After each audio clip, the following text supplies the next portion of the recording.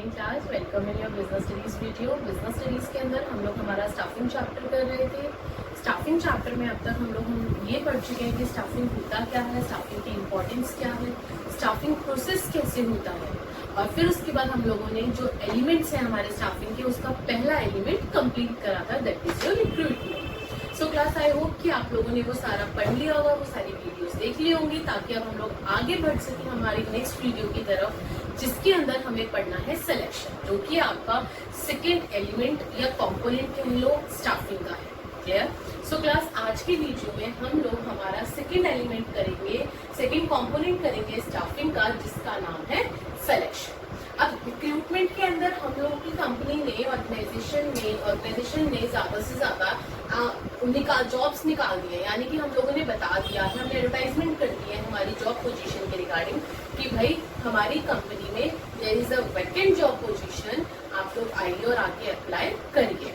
हम लोगों ने इतना कर दिया रिक्रूटमेंट में। अब बारी आती है सिलेक्शन की। आपके पास एप्लीकेशंस आ गई हैं। अब एप्लीकेशन आई है, मान लो 50 लोगों की एप्लीकेशंस आ गई, 10 आपके पास 10 वैकेंट जॉब पोजीशंस खाली थी और आपके पास 50 एप्लीकेशंस आ गई हैं। अब उन 50 को 10 पोजीशन पे थोड़ी ना रखोगे, उसमें से खाली 40 को रिजेक्ट करोगे और 10 को सिलेक्ट करोगे, यही करोगे ना। तो वही सिलेक्शन देखते हैं, आप उनका सिलेक्शन कैसे करेंगे हम क्लास। सो आइए, selection is your discover most suitable candidate to fill vacant job position। हम लोग हमारा बिल्कुल most suitable candidate देखते हैं, जो हमारी जॉब पोजीशन की क्वालिफिकेशन के हिसाब से बिल्कुल परफेक्ट बैठता है, जो एक्सपीरियंस्ड होता है, जो स्पेशलाइज्ड होता है उस जॉब पोजीशन को लेके, हम लोग उसे ढूंढते हैं। रिक्रूटमेंट का मतलब हमने पढ़ा अभी एडवर्टाइज करना, हमने हमारी वैकेंट जॉब पोजीशन के लिए एडवर्टाइज कर दिया। जहाँ पे रिक्रूटमेंट का खत्म होता है, एंड होता है, वहाँ पे receive application of large number of candidates. जहाँ पे हमने रिक्रूटमेंट खत्म किया, एडवर्टाइजमेंट करी, you will got the applications from the candidates की एप्लीकेशन आ गई, और उसके बाद फिर हम लोग स्टार्ट करते हैं हमारा सिलेक्शन प्रोसेस। अब वो सिलेक्शन प्रोसेस क्या होता है, अभी आगे हम लोग देखेंगे। नेक्स्ट है, ये चीज मैं बार बार कह रही हूँ क्लास, ये आपका एमसीक्यू में भी पूछ सकता है वो, या आपका 3 मार्क्स में डिटेलिंग में भी पूछ सकता है, that why selection process is known as you negative process. Selection process negative process क्यों है? क्योंकि सबसे बड़ा इसका और जो सबसे प्राइम इसका रीजन है वो यही है, that number of rejected candidates, इसके अंदर जो रिजेक्ट करे जाते हैं कैंडिडेट्स वो ज्यादा होते हैं as compare to selected candidates. अब 40 कैंडिडेट्स, अभी मैंने बताया कि मान लो 50 की एप्लीकेशन रिसीव करी, जिसमें से 40 को हमने क्या कर दिया, रिजेक्ट कर दिया, और 10 को क्या करा, सेलेक्ट करा, तो मैक्सिमम क्या हुए, आपके रिजेक्टेड हुए ना। तो that is why it is known as your negative process. ठीक है, आगे बढ़ते हैं। सिलेक्शन का मतलब देख लिया। अब सिलेक्शन प्रोसेस के अंदर हम लोग कौन कौन से स्टेप्स फॉलो करते हैं, हम वो देखेंगे क्लास। सबसे पहले हम लोग करते हैं प्रिलिमिनरी सिलेक्शन। प्रिलिमिनरी सिलेक्शन का मतलब होता है, जिसे फर्स्ट राउंड भी कहा जाता है, that candidates whose application are selected taken by personal managers. जिन कैंडिडेट्स की एप्लीकेशन को सिलेक्ट करा जाता है, वो सारी की सारी एप्लीकेशन किसके पास जाती है, सबसे पहले पर्सनल मैनेजर के पास। After that, basic questions are asked related to job or status of person। उसके बाद उस पर्सन से कुछ क्वेश्चंस पुट अप किए जाते हैं, कुछ बेसिक क्वेश्चंस होते हैं class, that is related to job, जो कि जॉब से रिलेटेड होते हैं और उसके स्टेटस से रिलेटेड, उस पर्सन के, उस एम्प्लॉय के, उस कैंडिडेट के स्टेटस से रिलेटेड। और जो eliminate unqualified and misfit candidates based on information supplied in application form. अब एप्लीकेशन पे देखते हैं कि हमने मैनेजर की पोस्ट के लिए हम लोगों ने इनकी रिक्रूटमेंट निकाली थी। अब लोगों ने क्या करा कि जिन्होंने एमबीए नहीं कर रखी, उन्होंने भी फॉर्म फिल कर दिया। तो हम एप्लीकेशन फॉर्म के अंदर पूरी इंफॉर्मेशन देखते हैं कि भाई जो जॉब के लिए हमने रिक्रूटमेंट निकाली है, क्या उस जॉब की क्वालिफिकेशन के हिसाब से एप्लीकेशन के फॉर्म में, जो एप्लीकेशन फॉर्म है उसके अंदर क्या बिल्कुल जिनने बिल्कुल परफेक्ट क्वालिफिकेशन गेन कर रखी है ना उस जॉब पोजीशन के रिगार्डिंग, सिर्फ उन एप्लीकेशन फॉर्म को सेलेक्ट करा जाता है। To eliminate unqualified and misfit candidate, जिन्होंने एमबीए नहीं कर रखे हैं, उन्हें क्या करेंगे, पहले रिजेक्ट कर देंगे, मतलब एप्लीकेशन में ही उनको रिजेक्शन दे देंगे कि भाई उनकी एप्लीकेशन हम देख ही नहीं रहे हैं। ये होता है प्रिलिमिनरी सिलेक्शन, क्योंकि एप्लीकेशंस की ही सिलेक्शन कर ली जाती है पहले, based on information supplied in application form. Clear है? That is your first step known as preliminary selection. After that the second the second step is your selection test. अब मान लो कि मेरे पास जो 50 एप्लीकेशंस आई थी उसमें से मेरे पास खाली 45 एप्लीकेशंस बची, तो 5 एप्लीकेशंस थी वो मेरी जॉब पोजीशन की क्वालिफिकेशन के हिसाब से नहीं थी, तो 50 में से 5 तो मेरे वैसे ही रिजेक्ट हो गए, तो कितने बचे मेरे पास 45। इन 45 को मैं नेक्स्ट स्टेप के लेकर आऊंगी, that is your selection test. अब इसके अंदर कुछ डिफरेंट टाइप के टेस्ट होते हैं जो कि हम लोग हमारे कैंडिडेट्स के लेते हैं, ठीक है। देखते हैं कौन कौन से test. Organization prefer written task to find out practical knowledge. Practical knowledge लेने के लिए ऑर्गेनाइजेशंस कई बार क्या करते हैं कि रिटर्न टेस्ट भी लेते हैं, कि हाँ भाई हम रिटर्न टेस्ट लेते हैं, उससे पता चलेगा कि हमारे कैंडिडेट को इस जॉब पोजीशन के रिगार्डिंग कितनी नॉलेज है और कितनी नॉलेज नहीं है, ठीक है। अब उसमें से पहला टेस्ट लिया जाता है इंटेलिजेंस टेस्ट। इंटेलिजेंस टेस्ट के अंदर क्या होता है, चेक किया जाता है जर्नल आईक्यू लेवल और इंटेलिजेंस ऑफ कैंडिडेट, की कैंडिडेट के अंदर कितना आईक्यू लेवल है, उसका इंटेलिजेंस लेवल कितना है, ये चेक किया जाता है। And indicator of judging a person's ability to take decisions in judgement. और अगर उसको कभी कोई वो केस में फंस गया, कुछ प्रॉब्लम हो गई, तो उसकी जजमेंट वगैरह चेक की जाती है कि उसकी जजमेंट कितनी अच्छी है उस जॉब पोजीशन के रिगार्डिंग। उस जॉब पोजीशन के रिगार्डिंग अगर उसके सामने कोई एकदम से कोई प्रॉब्लम आ जाती है, उसको कोई डिसीजन लेना पड़ जाता है, कोई जजमेंट देना पड़ जाता है, तो उसकी जजमेंट कितनी सही होगी, ठीक है। ये होता है इंटेलिजेंस टेस्ट के अंदर। नेक्स्ट है एप्टीट्यूड टेस्ट। उसके बाद एप्टीट्यूड टेस्ट लिया जाता है। अगर हमारा कैंडिडेट इसमें क्वालिफाई हो गया then he will give the aptitude test. इसके अंदर क्या होता है, how quickly candidates learn new skills methods helps to know how the candidate will be performing in future, ठीक है। वो ये बोल रहा है क्लास, एप्टीट्यूड टेस्ट के अंदर हम लोग ये देखते हैं कि जो हमारा कैंडिडेट है, एप्टीट्यूड टेस्ट के अंदर ये चेक किया जाता है जो हमारा कैंडिडेट है वो कितनी जल्दी न्यू स्किल्स को, न्यू मेथड्स को अपना लेता है, उसका मतलब कितना जल्दी उसका लर्निंग प्रोसेस कितना फास्ट है, एप्टीट्यूड टेस्ट के अंदर ये देखा जाता है। हेल्प्स टू नो हाउ, इससे हमें ये पता चल जाता है कि इन फ्यूचर अगर कोई नई टेक्नोलॉजी आती है, अगर हमें कोई नई ट्रेनिंग देनी पड़ जाए हमारे कैंडिडेट को, तो वो कितनी जल्दी उस न्यू टेक्नोलॉजी को अपने मतलब लर्न कर सकता है और कितनी जल्दी उसको लर्न करके हमारी ऑर्गेनाइजेशन को प्रॉफिट अर्न करवा सकता है। तो ये होता है हमारा एप्टीट्यूड। आगे के टेस्ट देखिए। यस क्लास, अभी हम लोग हमारे सिलेक्शन टेस्ट के 2 टेस्ट पढ़कर रहे। थर्ड टेस्ट कौन सा होता है सिलेक्शन टेस्ट के अंदर, आपका सेकंड प्रोसेस के सेकंड स्टेप का सिलेक्शन टेस्ट का थर्ड टेस्ट होता है पर्सनैलिटी टेस्ट। पर्सनैलिटी टेस्ट के अंदर जो है वो साइकोलॉजिकल टेस्ट लिया जाता है एम्प्लॉय का, कैंडिडेट का, किस तरीके से find human behaviour of candidate. उसमें ह्यूमन बिहेवियर देखा जाता है कैंडिडेट का कि ह्यूमन बिहेवियर कैसा है, शॉर्ट टेम्पर तो नहीं है, ऐसा तो नहीं है कि कोई भी बात अगर बॉस ने कह दी तो इतनी जल्दी गुस्सा हो गया कि जॉब छोड़ के चला जाएगा, इस तरीके की प्रॉब्लम्स नहीं होनी चाहिए।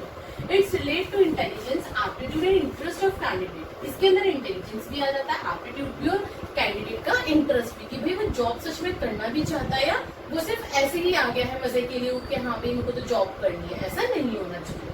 फाइंड अप्रोच ऑफ कैंडिडेट, भाई उसका अप्रोच कैसा है, पॉजिटिव है, नेगेटिव है, उसका बिहेवियर कैसा है, अच्छा है या फिर बहुत जल्दी शॉर्ट टेम्पर्ड, भाई सेम चीज आपकी। Next, how much initiative he will be taking while performing job, वो कितना इनिशिएट लेता है, वो आगे बढ़ के कितना अपने जॉब को अच्छे से परफॉर्म करता है। ऐसा तो नहीं है खाली उसको जितना काम दिया उसने बस उतना करा और चल दिया, ऐसा भी नहीं होना चाहिए। हम लोग जब जॉब परफॉर्म करते हैं तो उसके अंदर हमें हमारा इंटरेस्ट भी दिखाना पड़ता है, हमें हमारा इनिशिएटिव भी दिखाना पड़ता है, अपनी क्रिएटिविटी भी दिखानी पड़ती है, तो ये सारी चीजें चेक करी जाती है। मोटिवेशन लेवल ऑफ कैंडिडेट, इसके अंदर मोटिवेशन लेवल भी चेक किया जाता है कैंडिडेट का। तो ये था आपका पर्सनालिटी टेस्ट। पर्सनालिटी में बेसिकली ह्यूमन का बिहेवियर दिखाते हैं। नेक्स्ट लिया जाता है आपका ट्रेड टेस्ट सिलेक्शन टेस्ट के अंदर। ट्रेड टेस्ट के अंदर क्या चेक किया जाता है, to check existing skills of individual, कि भाई उसके अंदर फिलहाल कुछ स्किल्स है भी या नहीं है, बिल्कुल फ्रेशर है, अगर स्किल्स उसने जो लिखी है अपनी एप्लीकेशन में तो वो अच्छे से परफॉर्म कर भी पाएगा या नहीं कर पाएगा। Next, to find the level of knowledge and proficiency in area of professional and technical training, भाई उसकी कितनी नॉलेज है, नॉलेज है भी या नहीं है, उसे ये भी पता ही नहीं पता है कि जिस जॉब के लिए वो आया है वो जॉब कैसे परफॉर्म की जाती है, बिल्कुल ही तो बिल्कुल मतलब खाली डब्बा तो नहीं है ना, ये चीज चेक करी जाती है ट्रेड टेस्ट के अंदर। Help to find present skills of a person, जो स्किल्स उसने अपनी एप्लीकेशन फॉर्म के अंदर भरी हैं स्किल्स उस पर्सन के अंदर अवेलेबल है या नहीं है, ये चीज चेक की जाती है क्लास ट्रेड टेस्ट के अंदर। ओके, नेक्स्ट है आपका इंटरेस्ट टेस्ट। लास्ट टेस्ट होता है इंटरेस्ट, कि भाई इंटरेस्ट देखा जाता है कैंडिडेट का इंटरेस्ट अपनी जॉब के रिगार्डिंग फुलफिल कर रहा है या नहीं कर रहा है, to find out in which field candidate has more interest. ये देखा जाता है कि भाई वो किस फील्ड के लिए आया, उसके एप्लीकेशन फॉर्म से मैच किया जाता है कि भाई वो एम्प्लॉय जो है वो मैनेजर के लिए आया ना, और उसकी मैनेजर के रिगार्डिंग जॉब के अंदर पूरा इंटरेस्ट दिखाएगा ना। वो ऐसा तो नहीं है कि हाँ भाई आ जाएगा, आके ऐसा रहा कि जितना उसके टॉप लेवल ने बता दिया उसने उतना काम कर दिया, उसने अपनी तरफ से कोई इंटरेस्ट नहीं दिखाया, ऐसा भी नहीं होना चाहिए। तो उसका इंटरेस्ट देखा जाता है कि किस फील्ड के अंदर ऑर्गेनाइजेशन में कैंडिडेट का इंटरेस्ट है। सो क्लास ये हमने 5 टेस्ट पढ़े हैं जो कि आपके प्रोसेस के सेकेंड स्टेप के अंदर सिलेक्शन टेस्ट के अंदर लिए जाते हैं। सबसे पहले हम लोगों ने कौन सा लिया था, intelligence test, intelligence level check करा, फिर हमने उसका एप्टीट्यूड टेस्ट लिया, आफ्टर दैट पर्सनालिटी टेस्ट, फिर ट्रेड टेस्ट लिया और लास्ट में उसका इंटरेस्ट टेस्ट लिया। जब कैंडिडेट्स इन सब में फुलफिल हो गए कि हाँ भाई ये सारे टेस्ट उन्होंने पास कर लिए, उसके बाद आपका प्रोसेस का थर्ड स्टेप आता है एम्प्लॉयमेंट इंटरव्यू। अब उसका इंटरव्यू लिया जाएगा, अब उसको सामने बिठाया जाएगा, उससे पूछे जाएंगे कुछ क्वेश्चंस, किस टाइप के आइए देखते हैं। Who qualifies test called for interview, जिन्होंने ये सारे टेस्ट क्वालिफाई कर लिए उन्हें इंटरव्यू के लिए बुलाया जाएगा। स्पेशलाइज्ड एक्सपर्ट्स टेक इंटरव्यू जो लेते हैं ना क्लास, वो बहुत स्पेशलाइज्ड होते हैं अपनी उस फील्ड के अंदर जिस जॉब के रिगार्डिंग वो इंटरव्यू ले रहे हैं। Specialized consultants in their field ask questions from candidate to test his professional or specialized knowledge. जो फील्ड इंटरव्यू के टाइम पे जो क्वेश्चंस पुटअप किए जाते हैं, जो क्वेश्चंस कैंडिडेट से पुटअप किए जाते हैं, वो उसकी प्रोफेशनल और स्पेशलाइज्ड नॉलेज को चेक करने के लिए लिया जाता है कि भाई जिस जॉब के लिए आप आए हो उसके रिगार्डिंग कुछ क्वेश्चंस हम आपसे पूछेंगे, क्या आपको उस जॉब की कुछ नॉलेज भी है या नहीं है कि सिर्फ आप उठ के आ गए, आपको काम वाम कुछ आता नहीं है। तो वो सारी चीजें इंटरव्यू में पूछी जाती है। In interview job you can find out confidence level along with professional knowledge of candidate. इसमें प्रोफेशनल नॉलेज के साथ साथ इंटरव्यू में आपका कॉन्फिडेंस लेवल भी चेक किया जाता है कि आपके अंदर कितना कॉन्फिडेंस लेवल है। आपके सामने कल को किसी अच्छे पर्सनालिटी वाले लोगों को बिठा दिया जाए तो ऐसा तो नहीं है कि आप उनके सामने बिल्कुल दुबक के बैठ जाओगे, आप कुछ बोल ही नहीं सकते, आपको इंग्लिश नहीं आती, कुछ भी नहीं आता। तो ये कॉन्फिडेंस लेवल भी आपका चेक किया जाएगा। Candidates can clarify his queries related to salaries, posting etc. और इंटरव्यू के टाइम पे ही जो कैंडिडेट्स होते हैं वो अपनी सैलरीज और पोस्टिंग के रिगार्डिंग कोई भी क्वेरी होती है तो वो उसी टाइम पे अपनी क्लैरिफाई कर लेते हैं। तो ये था आपका एम्प्लॉयमेंट इंटरव्यू, ठीक है। थर्ड स्टेप भी हम लोगों ने क्रॉस कर लिया। अब फोर्थ स्टेप पे आते हैं सिलेक्शन प्रोसेस के, that is checking reference and background. हमने जिस कैंडिडेट को सेलेक्ट करा है कि हाँ भाई ये कैंडिडेट्स जो है बिल्कुल परफेक्ट है अपनी जॉब के नॉलेज में, उनको अपने जॉब की प्रॉपरली चाहे टेक्निकल हो चाहे प्रैक्टिकल हो अच्छे से नॉलेज है। अब हम उसका रेफरेंस और बैकग्राउंड चेक करवाएंगे। एप्लीकेशन फॉर्म में कॉलम होता है क्लास जिसके अंदर हमें रेफरेंस भरना होता है कि आप किसके रेफरेंस से इस जॉब के लिए अप्लाई कर रहे हो। कोई होगा आपका जो कि आपका रेफरेंस देगा, ठीक है। वही चीज चेक करी जाती है that organisation prefers to check with the reference about the personal character of the candidates. इसके अंदर क्या चेक किया जाता है, पर्सनल कैरेक्टर चेक किया जाता है कैंडिडेट का। तो ऐसा तो नहीं है कि हाँ भाई 2-4 दिन काम करेगा फिर भाग जाएगा, हमने इतना लंबा प्रोसेस किया सारी चीजें करी, उसका एक पर्सनल एक तरह से कैरेक्टर पूरा चेक किया जाता है कि इसका बैकग्राउंड कैसा है। Next, cross check the information given by the candidate with the reference. जो रेफरेंस के अंदर कैंडिडेट भरता है कि हाँ भाई मैं इसके रेफरेंस से आया हूँ, एक पर्टिकुलर पर्सन का नाम अगर लिखता है तो उससे क्रॉस चेक की जाती है आपकी सारी इंफॉर्मेशन, उस कैंडिडेट की प्रॉपरली इंफॉर्मेशन। तो ये होता है चेकिंग रेफरेंस एंड बैकग्राउंड। एक कैंडिडेट का पूरा बैकग्राउंड और उसका रेफरेंस, हमने रेफरेंस के थ्रू हमने उसका पूरा बैकग्राउंड चेक कर लिया। अब बारी आती है फिफ्थ स्टेप पे, that is your selection decision.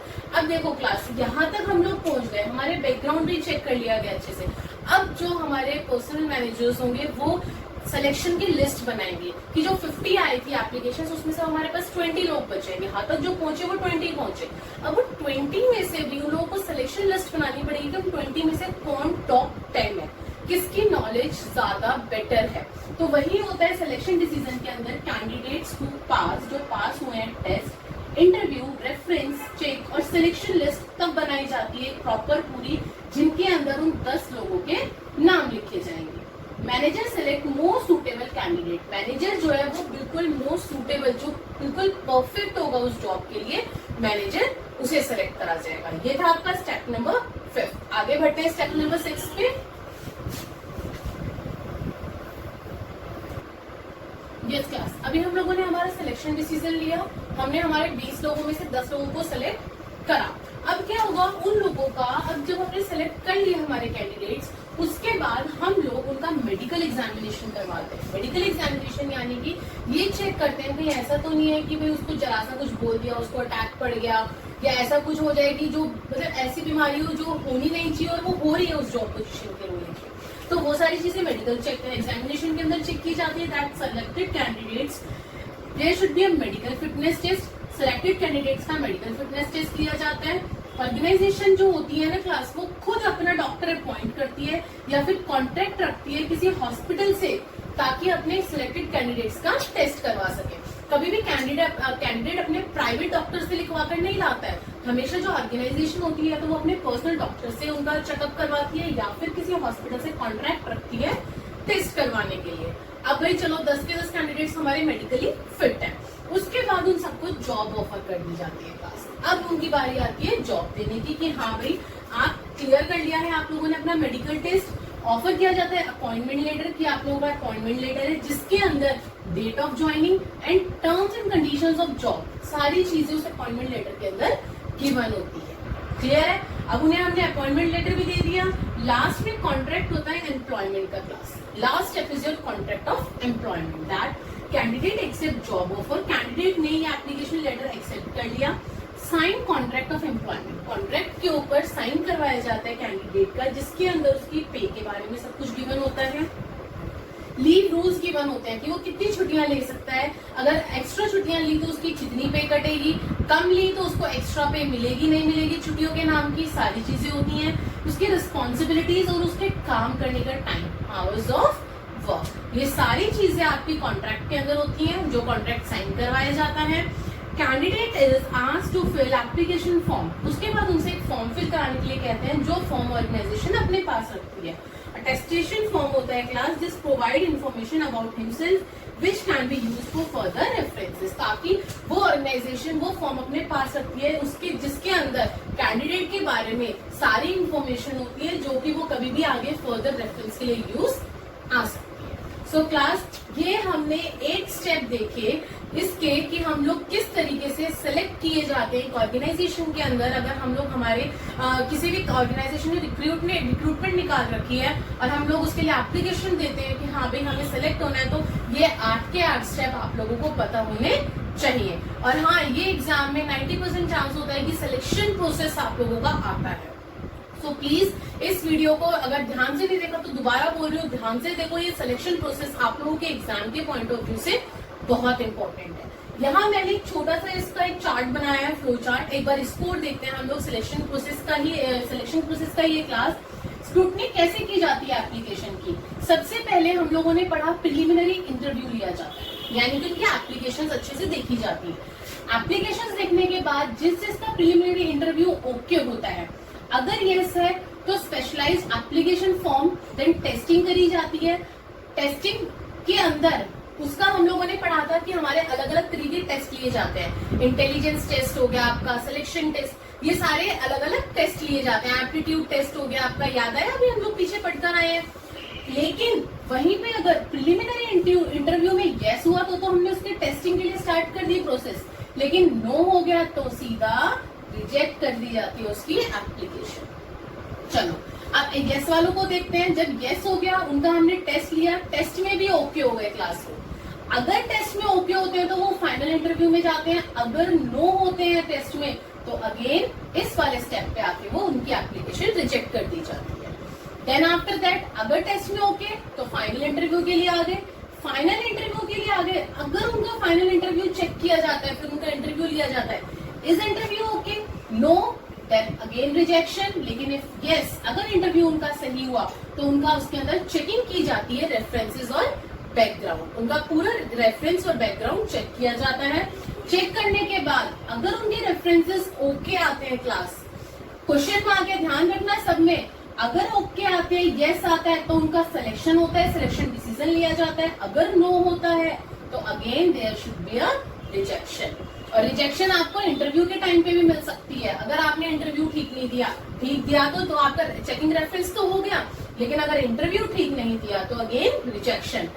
Reference checking करी, रेफरेंस चेकिंग करी, पता चला अरे भाई इसका तो बैकग्राउंड बहुत बेकार है, ये तो ऐसे ही है, तो हर तीसरे महीने में जॉब चेंज करता है, कहीं पे भी चला जाता है, बात नहीं मानता, अपनी अकड़ दिखाता है, तो नो, रिजेक्शन। लेकिन अगर आप परफेक्ट हो, आपके साथ ऐसा कुछ नहीं है, आपका बैकग्राउंड बिल्कुल क्लियर है, बहुत अच्छे पर्सन हो आप, अगर यस हो गया तो आपको सिलेक्शन के अंदर आपको डाल दिया जाएगा, सिलेक्शन लिस्ट के अंदर जो मैनेजर्स रेडी करते हैं। देन आपका मेडिकल टेस्ट लिया जाएगा। मेडिकल एग्जामिनेशन के बाद अगर मेडिकल टेस्ट के अंदर आप रिजेक्शन हो जाती है, अगर पता चलता है कि हाँ भाई आपको कोई ऐसी बीमारी है, आप ज्यादा दिन नहीं जिंदा रह सकते, या फिर कोई और प्रॉब्लम है, तो उस टाइम पे आपकी एप्लीकेशन एंड टाइम पे भी रिजेक्ट हो सकती है। क्लास मेडिकल एग्जामिनेशन के बाद भी रिजेक्शन हो सकती है। लेकिन अगर मेडिकल टेस्ट आपका ओके हो गया, अभी हमने पढ़ा था, उसके बाद उसे जॉब ऑफर कर दी जाती है, अपॉइंटमेंट लेटर दिया जाता है और फिर कॉन्ट्रैक्ट पे साइन करवाए जाते हैं। तो वही यहाँ पे if your medical checkup, medical examination is right, तो उस केस के अंदर आपको पहले जॉब ऑफर की जाएगी, उसके बाद एम्प्लॉयमेंट कॉन्ट्रैक्ट। तो ये एक छोटे से फ्लो चार्ट से मैंने आपको पूरा प्रोसेस बताया है जो भी हम लोग पढ़कर आए हैं। अब यहाँ पे आपका second element that is your selection खत्म होता है। लेकिन अब तीसरा एलिमेंट स्टार्ट करने से पहले मैं रिक्रूटमेंट और सिलेक्शन के बीच में आपको थोड़ा सा डिफरेंस बताना चाहती हूँ। यस क्लास, पूरे सिलेक्शन प्रोसेस देखने के बाद अब हम लोग हमारा डिफरेंस देखते हैं रिक्रूटमेंट और सिलेक्शन के बीच। रिक्रूटमेंट भी हम पढ़ चुके हैं, हमारा पहला स्टेप जो था हमारा कंपोनेंट था, सॉरी पहला कंपोनेंट स्टाफिंग का, और दूसरा कंपोनेंट क्या था हमारा एलिमेंट स्टाफिंग का, दैट इज योर सिलेक्शन। अब दोनों के बीच में हम लोग डिफरेंस देखेंगे। सो क्लास सबसे पहले मीनिंग है इसका दोनों का। रिक्रूटमेंट का मतलब मैंने क्या बताया था कि अट्रैक्ट करना मोर एंड मोर पीपल्स को जॉब के लिए, तो वही है attracting more and more people to apply for vacant job position. वहीं पे सिलेक्शन का मतलब होता है सिलेक्टिंग एलिजिबल कैंडिडेट्स, जो कैंडिडेट हमारी जॉब के लिए, जो हमारी जॉब पोजीशन के लिए एलिजिबल है, उनको सिलेक्ट करना एंड ऑफर देम जॉब, और उनको जॉब ऑफर करना। नेक्स्ट है स्टेज। स्टेज यानी कि रिक्रूटमेंट की क्या स्टेज है, सिलेक्शन की क्या स्टेज है। It starts the staffing function. Recruitment से स्टाफिंग फंक्शन स्टार्ट होता है, और सिलेक्शन कब स्टार्ट होता है, it starts where recruitment end. जब सिलेक्शन तब स्टार्ट होता है जब आपका रिक्रूटमेंट खत्म हो जाता है, रिक्रूटमेंट के खत्म होने पे सिलेक्शन स्टार्ट होता है। नेचर क्या है दोनों का, सिलेक्शन का तो बहुत अच्छे से पता होगा, मैं बार बार बोल रही हूँ कि सिलेक्शन हमेशा नेगेटिव प्रोसेस होता है। क्यों? क्योंकि जो नंबर ऑफ रिजेक्टेड कैंडिडेट्स है ना, वो हमेशा ज्यादा होते हैं as compare to number of selected candidates. वहीं पे ही रिक्रूटमेंट उसका उल्टा होता है कि ये हमेशा पॉजिटिव प्रोसेस होता है। ये पॉजिटिव क्यों होता है? क्योंकि उसमें कैंडिडेट्स जो इंड्यूस करे जाते हैं ना, जो अप्लाई फॉर जॉब के लिए इंड्यूस करते हैं कैंडिडेट्स, जो एप्लीकेशन देते हैं वो हमेशा ज्यादा होते हैं। इसके अंदर रिजेक्शन बाद में देखिए, इसमें एप्लीकेशन की किसी की भी रिजेक्शन नहीं होती है क्लास, हमेशा इसके अंदर सिर्फ आपकी एप्लीकेशन आती है, और आने की वजह से ये आपका कौन सा प्रोसेस होता है, पॉजिटिव प्रोसेस होता है। नेक्स्ट है contract of service. Contract of service क्या है? रिक्रूटमेंट के अंदर there is no contractual reaction related. Recruitment में कंपनी ऑर्गेनाइजेशन कभी भी कैंडिडेट्स के साथ कोई कॉन्ट्रैक्ट नहीं करती है, एम्प्लॉयर एम्प्लॉय के साथ कोई कॉन्ट्रैक्ट नहीं करता है। लेकिन सिलेक्शन प्रोसेस में अभी हम लोग लास्ट स्टेप नंबर 8 ही देखकर आए थे, कॉन्ट्रैक्ट एम्प्लॉय और एम्प्लॉयर के बीच में ऑर्गेनाइजेशन से रिलेटेड कॉन्ट्रैक्ट होता है। वही चीज यहाँ बोल रहा है that it involves contract of service between employer and employee. Last step में यही पढ़कर आए थे ना अभी हम लोग सिलेक्शन प्रोसेस में, तो वही सेम चीज उसने यहाँ दिखाई है that it involves contract of service between employer and employee, जबकि रिक्रूटमेंट में किसी भी टाइप का कोई कॉन्ट्रैक्ट नहीं होता। सो क्लास आज तक हम लोग स्टाफिंग के 2 कंपोनेंट और एलिमेंट कर चुके हैं। अब अगली वीडियो के अंदर हम लोग हमारा तीसरा कंपोनेंट और एलिमेंट उठाएंगे, that is your training and development. अब ट्रेनिंग एंड डेवलपमेंट, अब हमने रिक्रूटमेंट कर दी थी, हमने कैंडिडेट्स को सिलेक्ट कर लिया, अभी सिलेक्ट करने के बाद उन्हें ट्रेनिंग भी तो देनी पड़ेगी, उनकी डेवलपमेंट भी तो करवानी है। वो कैसे करवाएंगे वो हम अगली वीडियो में देखेंगे। प्रॉपर आपका topic training and development. So class please like share and subscribe the channel, ताकि अब जो नेक्स्ट कंपोनेंट हम लोग उठाएंगे स्टाफिंग का वो आप तक इजीली पहुंच सके। Thank you.